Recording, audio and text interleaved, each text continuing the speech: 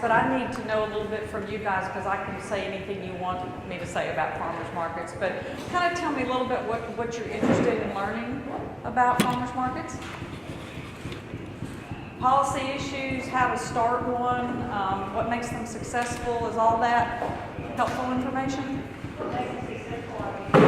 Okay, all right, I can talk a little bit about that. I've got a PowerPoint and I'll go through it and just kind of pick out what's useful and what's not useful. My background is that I started one. That's without ever having been to one, and I've really only been to three other ones since then. But I'm a city planner by trade, so I use the tools that city planners use to do everything that we do. We're generalists, so we're anthropologists, we're sociologists, we're economists, we're land planners, we do everything for communities if you're a generalist planner like I am. So I just took those tools that I had. I was working for a city, Hernando, Mississippi, and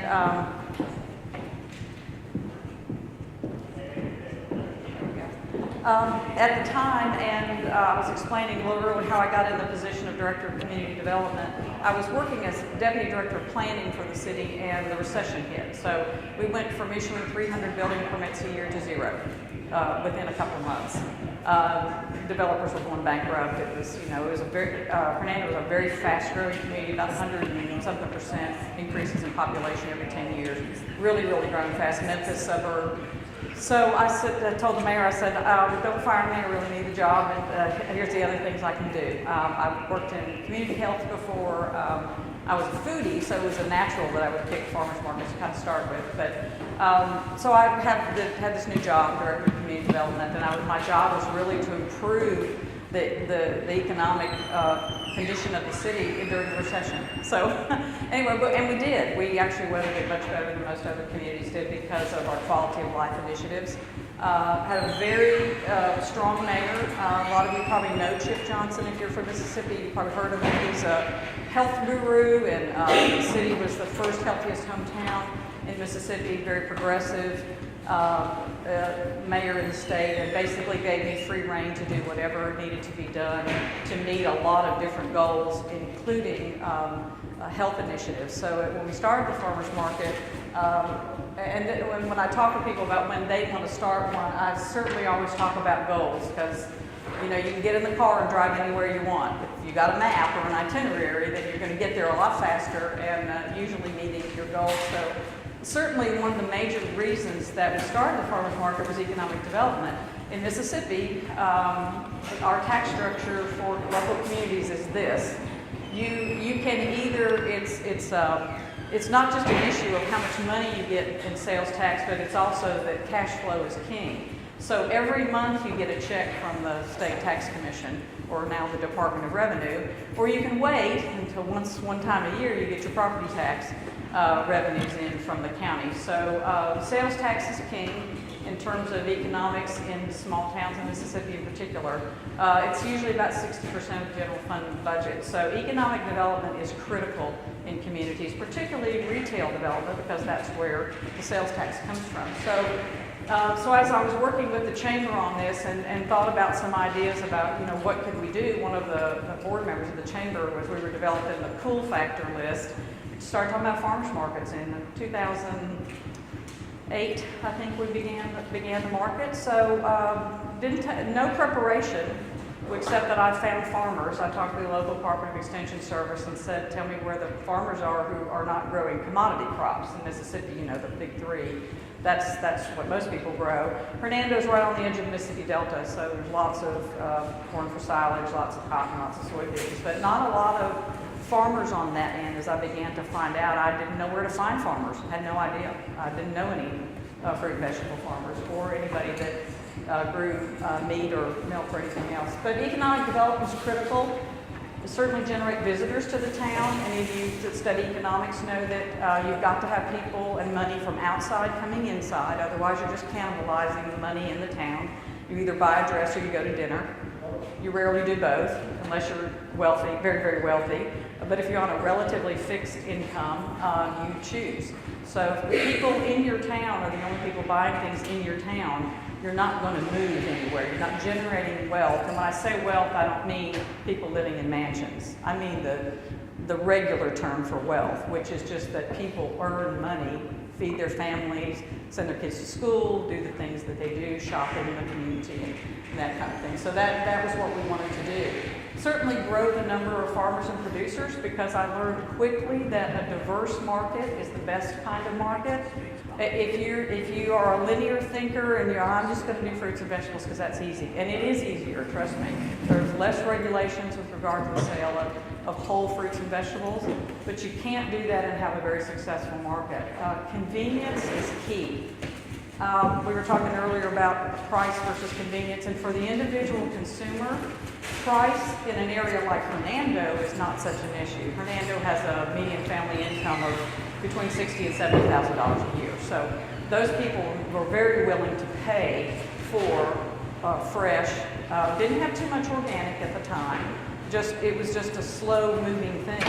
But they wanted to have a relationship with the farmer. They wanted to talk to the farmer, they wanted to buy from the farmer, and they wanted to build that relationship. So price was not an issue. They pretty much could get what they wanted. The only thing that changed price in terms of it going down is that too many of them had the same product at one time, and I begged them to diversify. So we got together, later on in the process, so they could pick and choose. And so it was a great cooperative venture because it benefited them. You grow squash, you grow zucchini, you grow whatever, and then bring in some interesting things. In Hernando, we were bookended by mom and them and young foodies. We had both. So you had to supply what mom and them wanted. And when you go and ask the Mississippi State economist to tell you, what you ought to be selling, it's tomato. You can't have a market without tomatoes. You just can't have. Don't try to have them without tomatoes. And bell pepper and onion and peas and mom and them food, which is traditional food in Mississippi. But yet we also had foodies that were looking for something different. So I've said to these guys who've been farming for years and growing the same thing, try something new, try some different foods, and then bring it to the market. Look at the Hispanic market and grow some stuff there.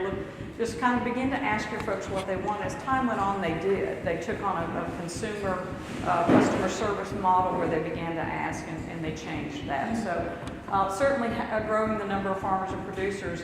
And as I started in this process of commerce and community development, I began to learn things about the market and what it was besides just a place to come and buy something. And I knew that from my experiences that we are all searching for an experience that makes us feel good.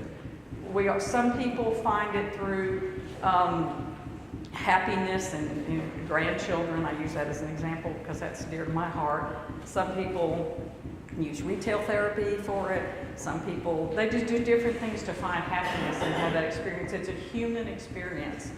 So I tell restaurant people all the time, no one's coming to your place to eat food. You do that at home. You make a bologna sandwich at home. Someone's coming to your restaurant to have an experience. So pay attention to that. Meaning the service needs to be good, the food needs to be good. They're there with family, they're there with a date, it's a romantic thing, it's an experience. And coming to the farmer's market is too. It's an experience. It's different from going to the store. So you don't make it like the store, you make it like a community gathering place. I learned that real fast as I watched people, especially during political seasons. It was fabulous to watch the conversations and the discussions and a few arguments, and because people say, well, is it okay to have the politicians come and talk I said, is it okay? That's what this is. This is a community space for people to engage in conversation and politics and buy things and eat things and drink coffee and listen to music. That's what's best about it. They also buy fruits and vegetables and meats and milk and stuff while they're there too, but it's great. Certainly generating activity in the downtown, it definitely did that. 7 new stores opened in downtown Hernando, and it was okay to begin with. It was fine. Because of the generation of activity, on Saturday morning, people were just much more inclined to see the downtown as a place for economic activity. And two of those came directly from the market. An artisan bread vendor opened a permanent store, a French bakery, and then a fruit and vegetable salesman opened a permanent store on the square. So it was just wonderful to do that. Certainly, because Hernando was so in tune with health issues and was the first healthiest hometown in Mississippi, that's a Blue Cross Blue Shield Foundation designation, with a $50,000 check, which was great. We resurfaced a walking track that was very popular in the community. Improving access to fresh, local, and nutritious food was a very important goal of the farmers market. So you see what we're doing is tapping into partners and tapping into people who care. So it's not just the city farmers market or the chamber farmers market, then it becomes the local community development foundation market.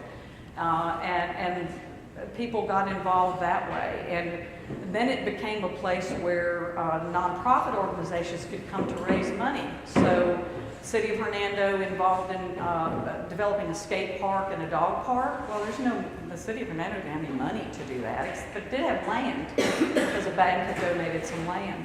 So the mayor said, you guys raise the funds for the skate park and the dog park, we'll give you the land if you'll raise the money for developing it. So then there's more community activities going on, and children's choirs singing and that kind of thing. And it's just a glorious thing to see. We allowed dogs to come to the market, although someone from Ag and Commerce said you can't do that. And I said, well, I've called the health department, you can do that, and this is an outdoor public space and we can. So all versions of dogs, people proud of their pure breed and their dog they saved from the shelter, and that became important. Babies strolling, frisbees being thrown. It was beautiful. Kids climbing a tree when their parents weren't watching, and we were hoping they wouldn't fall out. So that's an important reason. Certainly food security. Again, as time went on, I learned more and more about food policy, and that's how I got interested in this and what got in the way of food security. Learned an awful lot. It's mostly regulation, mostly silly regulations that get in the way of that. So fought those battles along the way. Most importantly is that a farmer's market is not a fix it and forget it. Nothing is. There is no project that you can do that is fix it and forget it. It just isn't. It's a constant retooling, asking the vendors, what do you need, what's working for you, are you making any money? I ask that question every Saturday for the 6 months that the market is open. Are you making any money? If they're not making money, we don't get food. And if you forget that, then you've forgotten the entire lesson. They have to make money. It has to be worth their while to come to your market. So then as time went on, and I'll segue into the conversation that will come next, we learned that there were some additional models that would help them to do that. So we worked on a food hub and gave them a way to make more money without traveling to the 8 or 9 markets in Memphis, and the market in Senatobia, and the market in Hernando, and the market, that'll wear somebody out, have to try to do that when you need to be in the field too.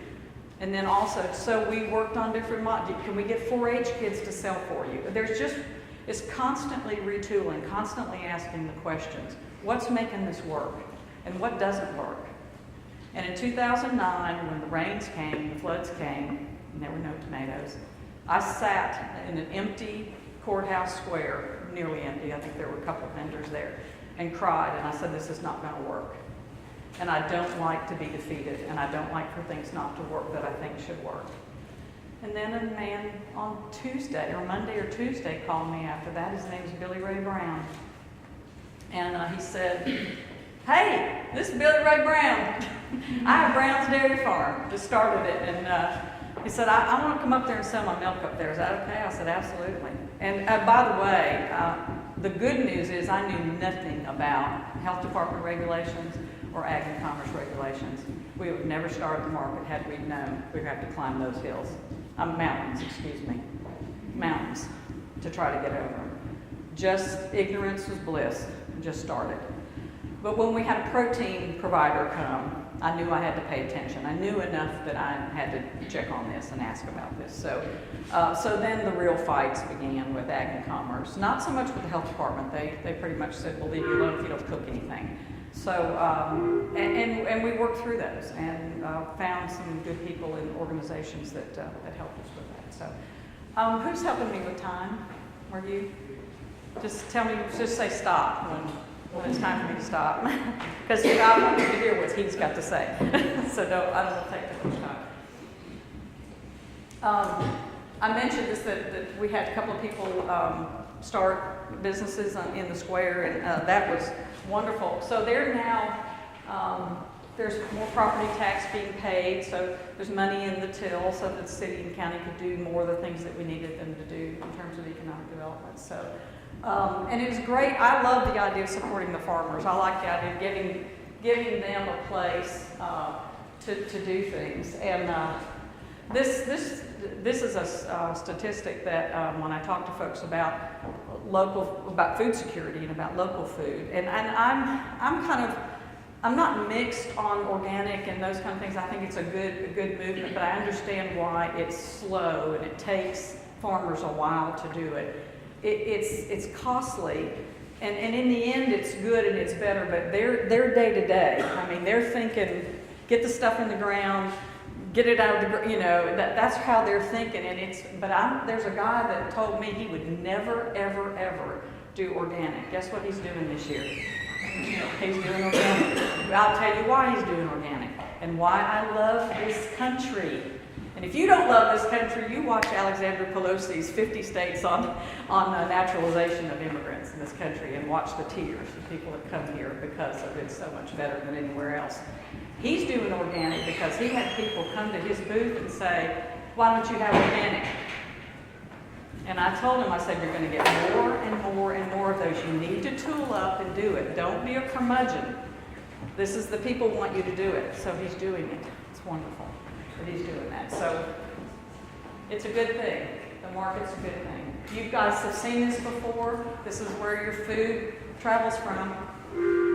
I had a man in Greenwood, Mississippi, when I did their comprehensive plan, hold up a bag of something frozen.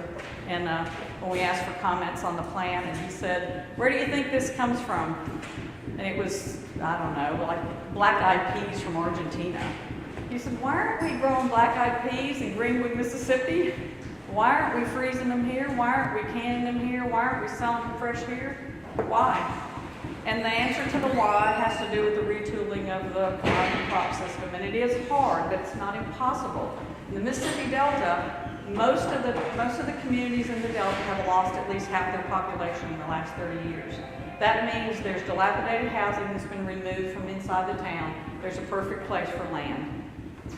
You go to the city, you talk to the city, the land's in the Secretary of State's office, they'd be happy to give it back. They don't want it. People that didn't pay their taxes or whatever, and that land's gone back. Perfect place. So when I work with cities, I tell them, see all this land? I mean, certainly you can build some housing if you need it, but if you have a zero growth rate, you don't need it. Let's put some gardens in there. Market gardens. Market gardens. So you're taking folks in places like Issaquah County with 17, 18, 5 minutes thinking, 19% unemployment rates. Maybe they don't want to go to college and become an engineer. Maybe they can't. I don't know. But let's develop an economy based on markets. That a farmer's market's a great place to start. It's not the place to end. That was said this morning. That's true. It will never be the end all, but it is the place to start. And it's not hard. You put one foot in front of the other. You find a free space, a downtown square. I get asked all the time, what was your budget for the farmer's market? 0. Never spent a dime of city money or county money, not a dime. Now the vendors had to pay, which is perfect, they had to pay rent to do that, and money got developed. And the person who was responsible for managing the market that I hired, I said, you can take half the cut. So she was incentivized to get more vendors and more varied vendors. So that's how that worked, and then we could kind of leave that alone and develop some money to do that. We could buy a banner and stuff like that. Yes? How much did the vendors have per egg? $10, and it's never gone up. And then for folks who didn't have a good day, I just walk around, how's your day? I didn't make any money. I'd say, well, just don't pay today, but don't tell anybody. That was just the kind thing to do. If folks didn't make any money, and we didn't collect any money until people paid money. So they didn't pay when they got there. They paid at 11 or 10:30, so they could make some money first. And that's just paying attention. All that is paying attention. I had someone hired to work the market, but I was there 3/4 of the markets myself from 2008 till last year, so that I could walk around and ask those questions. What do you need? What do you need today? What can I do for you today? What can I do to help you make more money? And that's how we came up with the policies that we did with the farmers market, was just asking that question. And so when I talk to other groups about starting a market, and people say, well, we don't really have anybody, I say, you have to have more energy than that. You can't start with that. This is not a fad. Don't do a farmers market because somebody else did a farmers market. It's not a fad. This is a true transformational economic tool for your community. I don't care how big or small you are. It will work for you. It's not a Toyota plant, but it will transform for you. You can grow, and this is something everybody needs. Everybody needs to eat. It's like gynecology in the funeral home. It's here. It's going to stay. So work on that and make it work for your community. I'm going to stop here because I really want you to hear this about food hubs. It's really important because that's the next step. That's the growth out of these markets into coalescing the farmers. But any questions, and I will be here all day, and if you have any questions besides, but any questions right now before I sit down? I think maybe in the interest of time, I know we started a little late. This is technically supposed to be 10:45. Okay. The next session is going to start at 11. Okay. So we could probably allow you to speak and then to do all. And then just do questions at one time. That's wonderful. Wonderful. Thank you so much. Appreciate it. Thank you very much.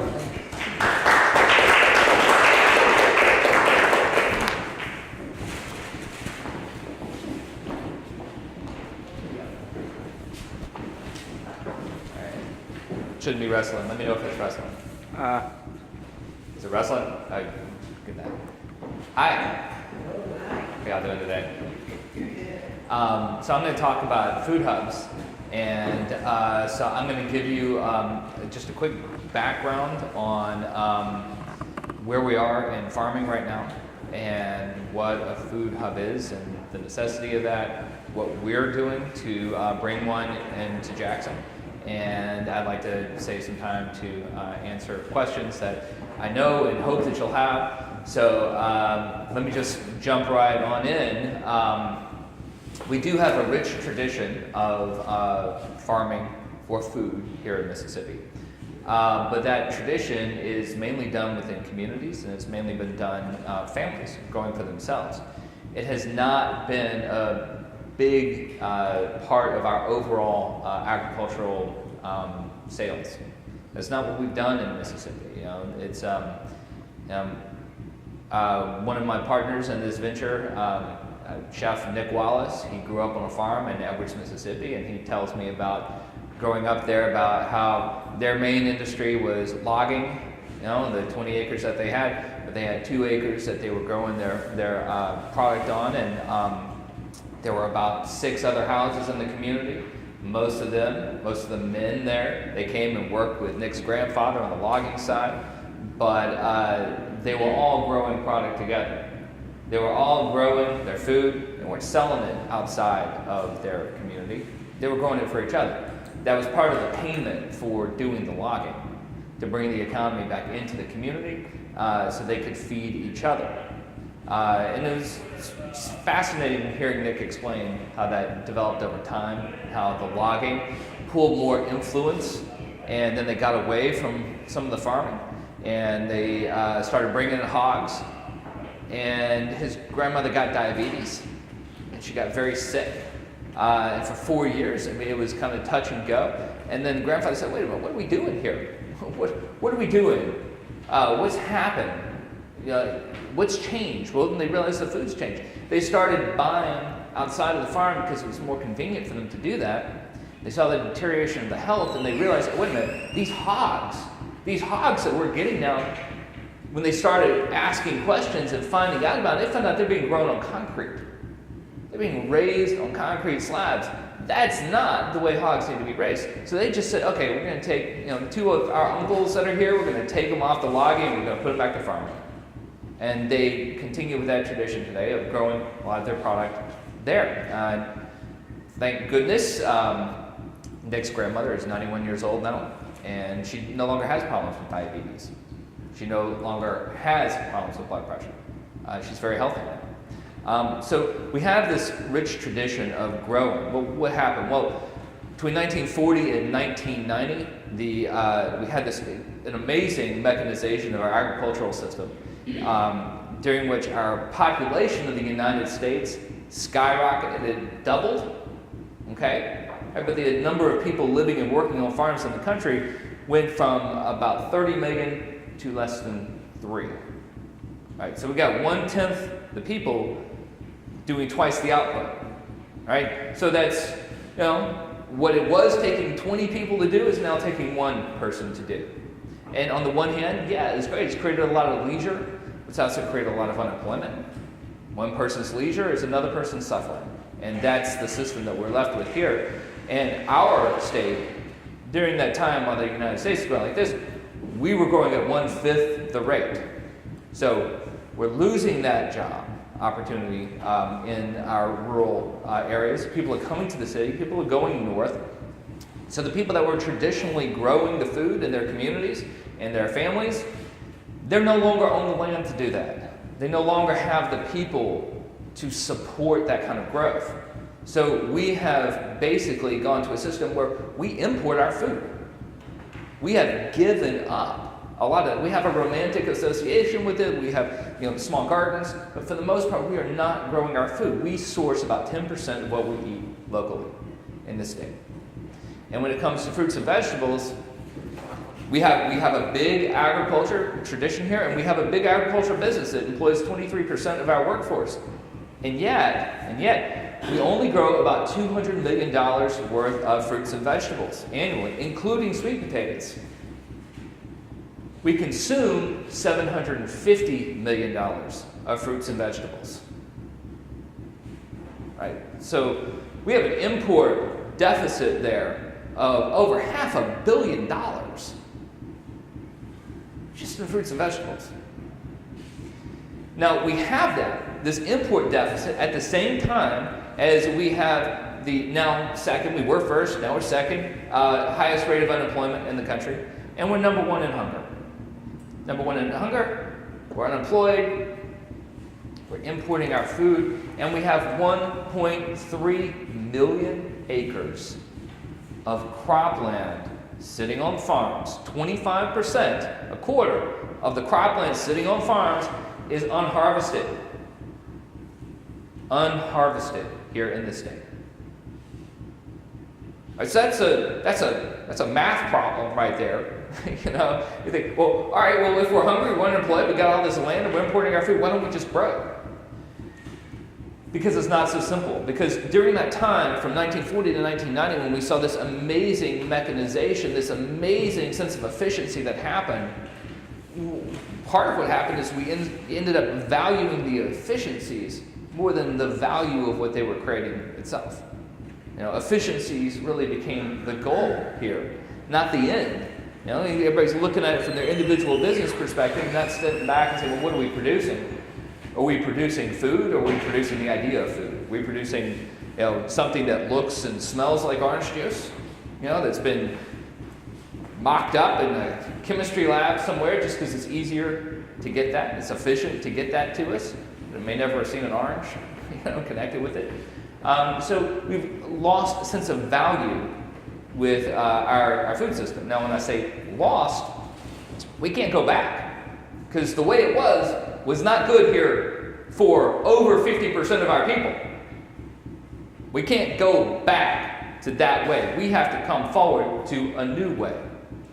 So this is what we need. Our infrastructure is gone. We have exported our infrastructure as we've exported our jobs so that we can import our food. And our rural areas are suffering. We no longer have the packing houses, the value-added processing centers that we once had. So over time, that's what we need to develop locally. So it's going to have to start with food hubs. A food hub is an entity that allows you to get local product into market. Again, not what we've traditionally done. We've traditionally grown our local product for our families and our communities, not for market. So market farming is different. okay? We got to get that beyond the farmer's market. The farmer's market is a great place to get that percolating within each community. But if we really want to be successful, we got to get that product into places that are selling it to people based upon convenience. So it's a little bit of a different challenge that we have to overcome. There's some hurdles there, you know. So the first thing we have to do is we have to coordinate.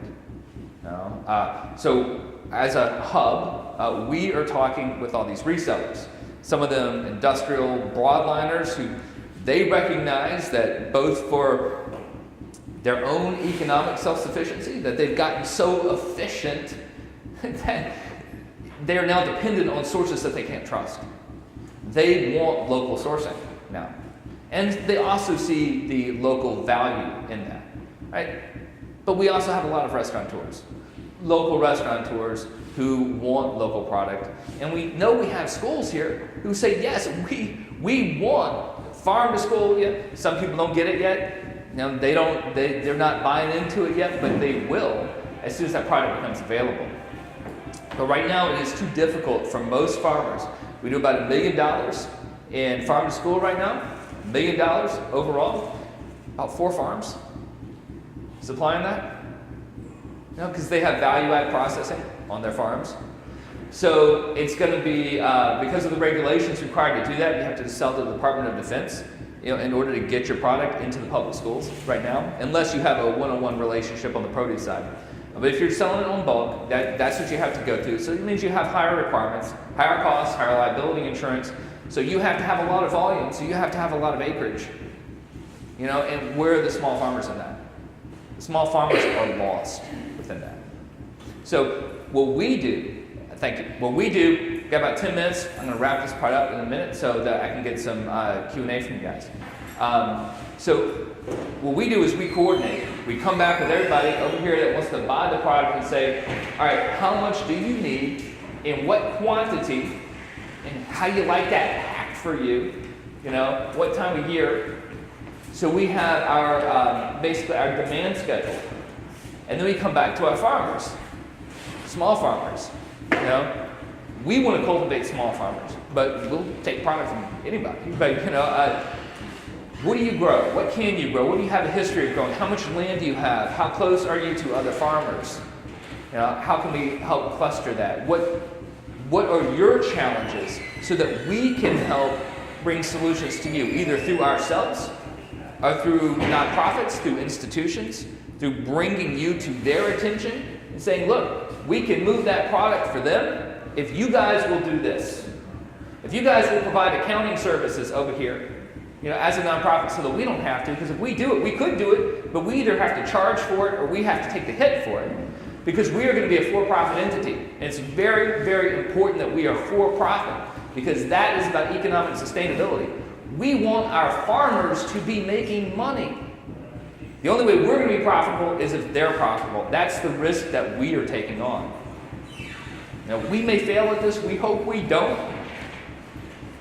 But if we're successful, it's only because our farmers are going to be successful. So what we're starting off with is we're looking at what are 6 to 8 crops. Now, 6 to 8 crops, product lines, you know, that, you know, maybe it's eggplant, summer squash, watermelon, tomatoes, some things that are kale, collards, some things that are going to produce higher revenue, but are going to have lower maintenance. So lower maintenance costs from the harvest hub. That's what we're looking at, and a selection of crops that can be rotated, so the farmers can have, you know, the category of those crops can be rotated easily, so that you can have 2 growing seasons as a farmer. So if you've got 10 acres of land and you're a small farmer, our hope is that you can make about $50,000 a year profit. You know, if you're, you know, a little less experienced or maybe have some challenges, not doing quite as well, it might be 30, or you might be making 75, depending on your experience. We want to open that up and help make that possible. And part of that might mean, well, we might end up getting through grants or through donation, mulchers, tillers, sprayers, things like that, that we can then lease back to the farmers at cost. So that they don't need it all the time, but they need it on a rotational basis, you know, without taking on the high cost. We may also develop a labor pool. a highly skilled labor pool that can go from farm to farm to farm, harvesting for them. You know, so that you're no longer looking for itinerant labor. And part of this, when you have a demand schedule, see, this is the challenge for restaurants and grocery stores. They don't want 20 farmers and pickup trucks showing up at their back door. They can't handle that. They can't handle the discontinuity in product. They can't handle all the relationships. They ideally want a single point of contact, and all the food just comes to them. That's what they really want. That's what makes it most convenient for them. So we try to supply that, but on the other side, we try to develop the farmers and market them, market their product, so that the restaurants can put that on their menu. It's coming from this cooperative, it's this farmer. You know, that's the other thing we want to try to do. But it means that there has to be a continuity of supply coming through there. So when we're working with farmers, there's a crop plan, a big crop plan that meets the demand schedule that we then redistribute back amongst the farmers. You know, and I'm not saying that you have to sell all your product to us. If you got product you want to take it directly to the farmer's market, you know where you're going to get that markup, great, do that. But if you've got a couple of acres, you've got 10 acres, you know, whatever you want to do, we'll work with you on that. We'll help move that product for you. But it's going to have to come in a coordinated fashion, all right? So that the truck is picking up the eggplant on your farm, these 3 rows over here on your farm on Monday, those 3 rows on your neighbor's farm Tuesday, and then Wednesday, so that we have that continuity of supply throughout the season for our buyers. So it's a little bit of a different way of thinking.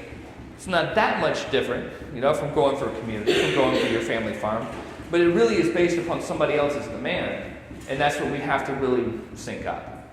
So how are we doing this? Well, we're doing this by the partners that I have. Like I said, Chef Nick Wallace, Jeff Good, and Dan Blumenthal, who own 3 restaurants in Jackson, and you know, Bravo and Broad Street, Salamukis, and Grady Griffin, who's with the Mississippi Hospitality Restaurant Association. He's the education coordinator there, who's teaching people how to cook in high schools right now.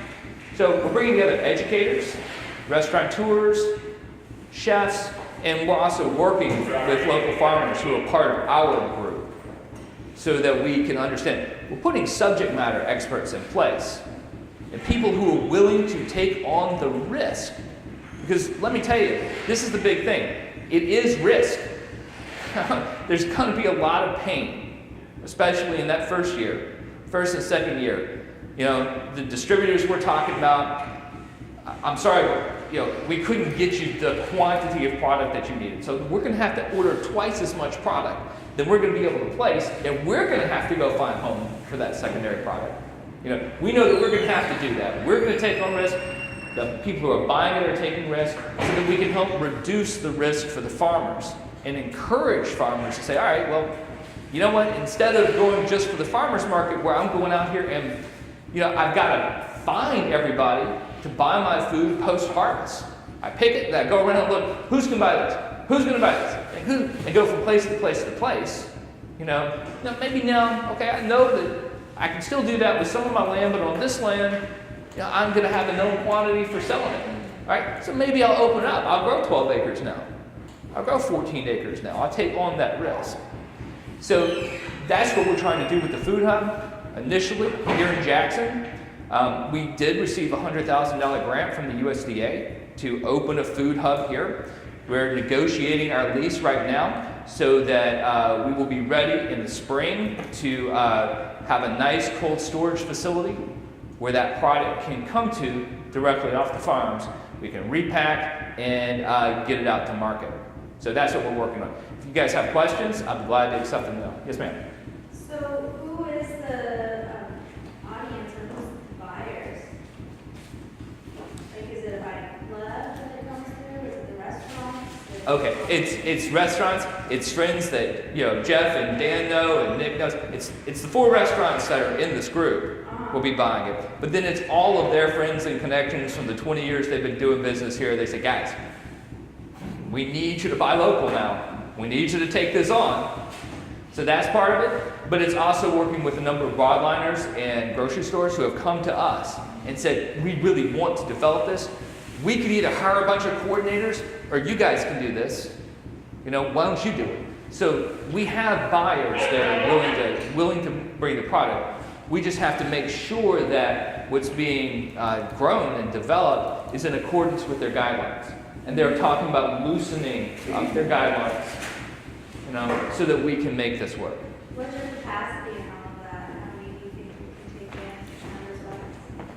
I really think it's not limited. I would look at it like this. Right now, initially, we'll take in what we can handle, and then continue to increase in volume and variety over time. But we have 30,000 farms in this country, in this state. 30,000 farms in this state that are making $10,000 or less per year.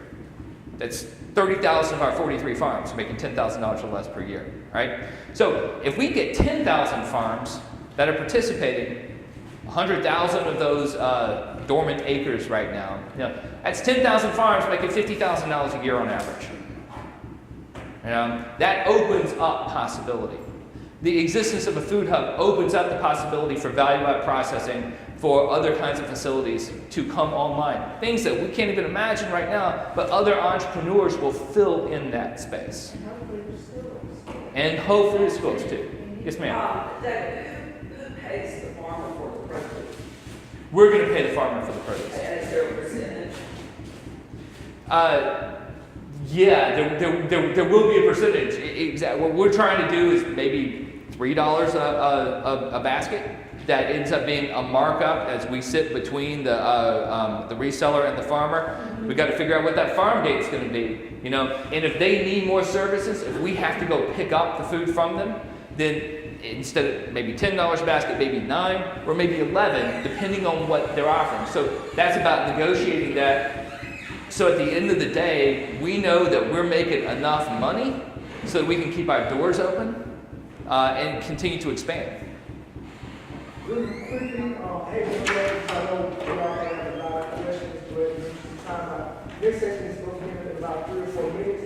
I would like to give David and Shelly an opportunity to share some contact information if they would like to, so we can continue discussions later. I think they will both be around all day today. We have continuing questions. You'd like to speak to you more random parties. So I think we're doing it good right now. Okay, so we can do a few more questions, I suppose. That'd be great. That's what I was about to ask for. David, will you be selling retail?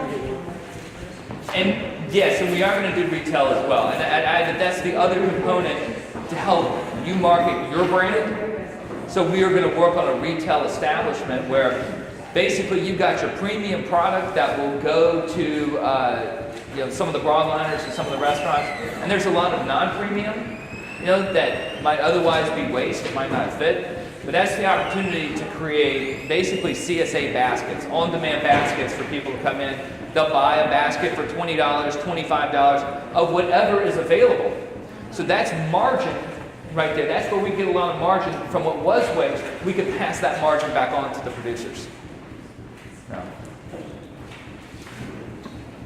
When do you anticipate the food hub coming online, and will you aggregate produce from farmers or growers from around the state or only in Johnstone? We want to help provide a destination for product from all around the state. We'll be coming online. April is our goal, so that when you're planning your season right now, if you're a farmer, please come talk to us so that we can get your information, put you into a database, and we can start working on crop planning. This spring is when we'd like to start moving product. I don't have a card, if you want to get in touch with me, it's S as in Shelly, Johnstone, Johnstone, 73 at iCloud.com. Yes, ma'am.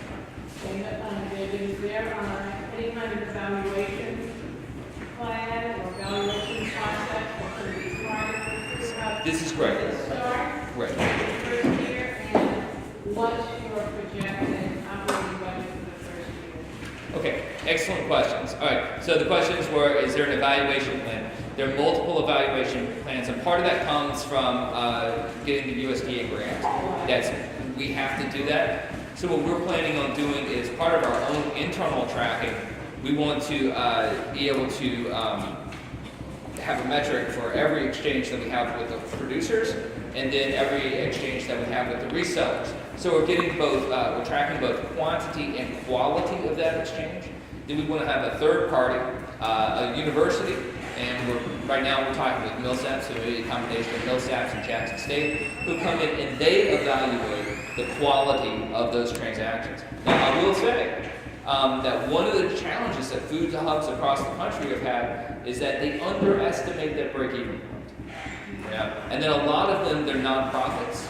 So their break-even point may be $500,000, but they're getting $200,000 of it from subsidy. You know? So if you say, what's your real break-even point if you had to make profit enough to get that $200,000, it's more like $2.5 to $3 million. So we know that we really want to be doing at least $3 million worth of product this year. $3 million the first year, That's how much product we want to move at a minimum. at a minimum. At a minimum. We could move 10, we could move, less than that, but we really want to do a minimum of $3 million so that we hit our break even. And that would allow us to expand in years 2 and 3 and 4, both in volume and variety of product.